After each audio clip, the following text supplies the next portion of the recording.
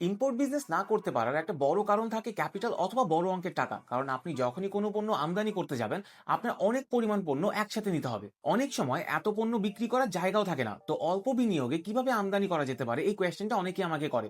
এবং এই কোয়েশ্চেনটা নিয়ে কিছুদিন আগে আমি একটা অনলাইন ডিসকাশন করি। ডিসকাশনের রেজাল্টটা দাঁড়ায় যে একটা পণ্য যদি কয়েকজন মিলে ইম্পোর্ট করে তাহলে তিনটা বিষয় হয়। এক, আপনার ইনভেস্টমেন্ট কম লাগে, আপনার রিস্ক কমে যায় এবং তার সাথে আপনার লাভ এবং লসটাও কিন্তু ভাগ হয়ে যায়। দুই নাম্বার, যারা নতুন বিজনেস শুরু করতেছে তাদের জন্য মার্কেটে ঢোকা অনেকটা সহজ হয়ে যায়। এবং তিন নাম্বার, আপনার একটা স্ট্রং নেটওয়ার্ক তৈরি হয়। এই অনলাইন ডিসকাশনটার পরে আমরা দুইটা টেস্ট প্রজেক্ট রান করি, যার মধ্যে একটা কমপ্লিট হয় এবং আরেকটা ফেল হয়।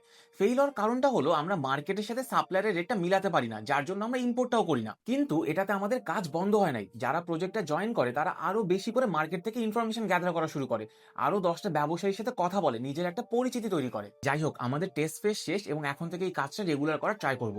এরকম একটা প্রজেক্ট রান করার পেছনে আমার ব্যক্তিগত কারণ হচ্ছে যে এখনো অনেক প্রোডাক্ট আছে যেটা আমি চাইলে ইম্পোর্ট করতে পারি, কিন্তু আমার কোনো সাপ্লাই চেইন নাই।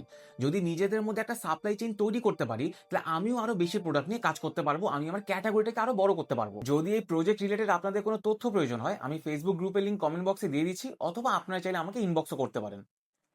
ও, কালকে আরেকটা আইডিয়া শেয়ার করবো, এই জন্য এই রিল সেভ করে ফলো করতে কিন্তু ভুলবেন না।